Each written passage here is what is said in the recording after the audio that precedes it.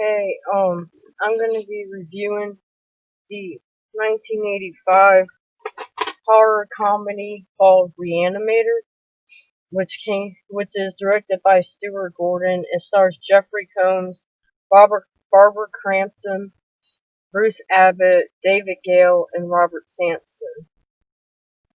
The movie is based off of a short story by horror writer H.P. Lovecraft. And basically, the plot of the movie is about a young med student named Herbert West who creates a serum to bring the dead back to life. Unfortunately, the serum does not have a positive effect on the bodies when they are reanimated. So when they come back, they're basically like zombies, but not like the typical flesh-eating zombies. But they come back and they do kill people and like tear them apart in a very graphic fashion. Um, there's also a little subplot about another scientist named Dr. Hill who was trying to steal her Dr. or Herbert West's idea for the formula, the reanimation formula, and said that he created it. And basically, that is the plot of the movie. Um, and yeah, it's basically just about this scientist going around injecting people, dead bodies, and they come back and chaos ensues.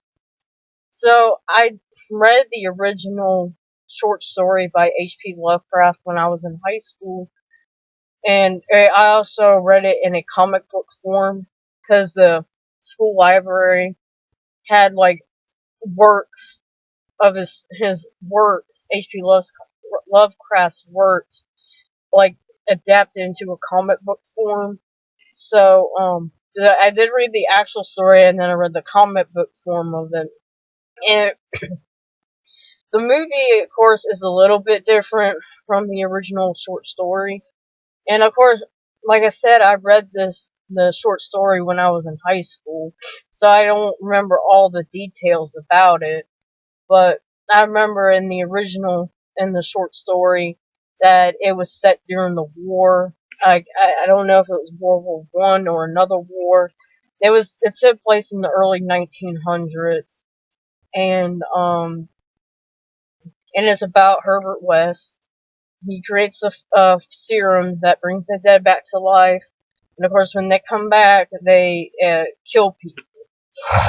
Of course, in the movie, they modernize it, but and it's the 80s because that's when the movie was filmed. So it's modern. The movie set in the 80s, and I think it's a little bit more gory than the actual short story was. But like I said, I read it when I was in high school, so I don't really remember like all the details about it. Yeah, like the acting is pretty decent. It's just, typical horror movie acting. I think the standout is Jeffrey Combs, who plays Dr. Herbert West. I kind of like relate to him a bit, because of like his personality type. He's very like cold and unemotional, but he's sympathetic to people. Like when the zombies or whatever come back and they start killing everyone, he does help people, but he doesn't have like a deep attachment to them. He's more focused on his work, and I don't know. I kind of relate to him a little bit in that regard. I guess he would be like I guess kind of like an anti-hero. Like he does help people when shit goes down, but he wants the formula to get perfected. That's all he really cares about, really. But Barbara Crampton does a decent job, and the guy who plays her boyfriend, I forgot his name, but if you know if you're a horror fan, Barbara Crampton has been in a lot of horror movies. She was in the recent Puppet Master movie called The Littlest Reich. She's in another Stuart Gordon movie called From Beyond, which is another adaptation of an H.P. Lovecraft story. And I forgot to mention that Stuart Gordon, I believe he passed away earlier this year, like right before or during when in America at least, when we were like in the middle of at the beginning of the coronavirus lockdown. But yeah, that's another thing too I recognized about, sorry, hot. This one thing I recognized about Stuart Gordon is like he did a lot of like movies based on H.P. Lovecraft stories, and he's like one of the few directors besides, and also Brian Usna. But yeah, I think that was pretty cool. Now, like I said, the movie is pretty gory. The special effects are by Anthony Dublin and John Nolan, and also John Carter Beekford, which he passed away, I think, last year. Yeah, but like the zombies or the reanimated bodies look really good, like really gross looking and stuff.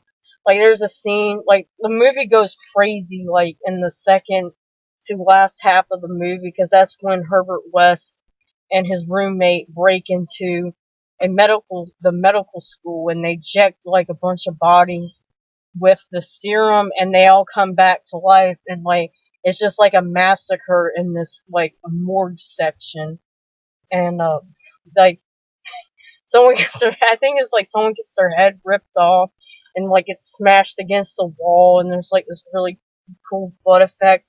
It's a lot going off of memory because I haven't rewatched this movie in a while, and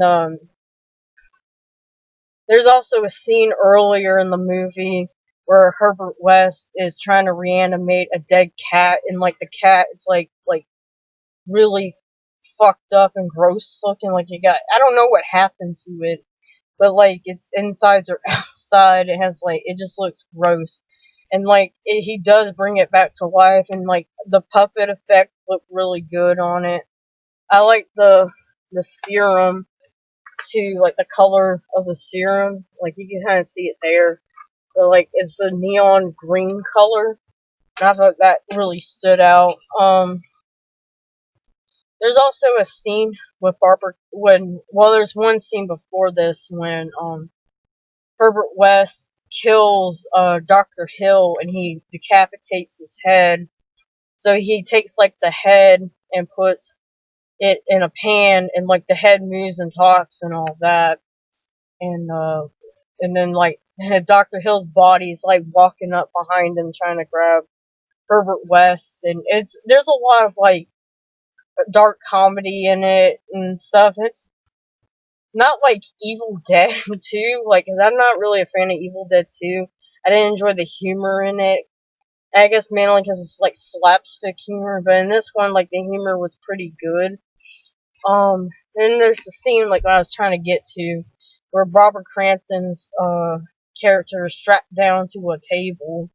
She's bare naked, and like Dr. Hill, like he's decapitated, but his head can control his body, and like there's like this really like grotesque like kind of sexual thing going on, and then Herbert West jumps in and saves the day, but it's just like pretty disturbing.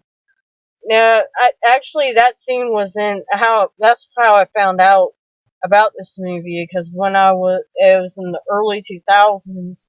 There was this program on Bravo called like the 100 Scariest Movie Moments, and this movie was on there, and the part with Barbara Crampton in the head, like that was the part they showed on there, and I was like, damn, that movie's crazy. But yeah, it's a fun movie. Like, don't take it too seriously. Also, this is another interesting thing. If you're a movie fan, or like in this case, like specifically a horror fan, you know the critic Roger Ebert. Um, he usually did not give horror movies good reviews. But in this case, he actually gave Re-Animator a good review. And I just found that odd because, like, I guess, I know he didn't really like slasher films, like with him and Gene Siskel. Like, they did a whole special on slasher movies being misogynistic, like in the early 80s, called, I think it's called like Women in Danger movies or some shit like that. And like he had like a very scathing review for, like, I think it was Friday the 13th Part 4.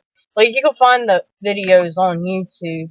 But yeah, like, I was just surprised because I was going through some of his reviews, and then I heard someone, like, I was watching a podcast and they were talking about horror movies that Roger Ebert gave a good review to, and Re-Animator was on there, and I thought that was really weird. But yeah, like I said, it's a fun movie. It don't take it too seriously.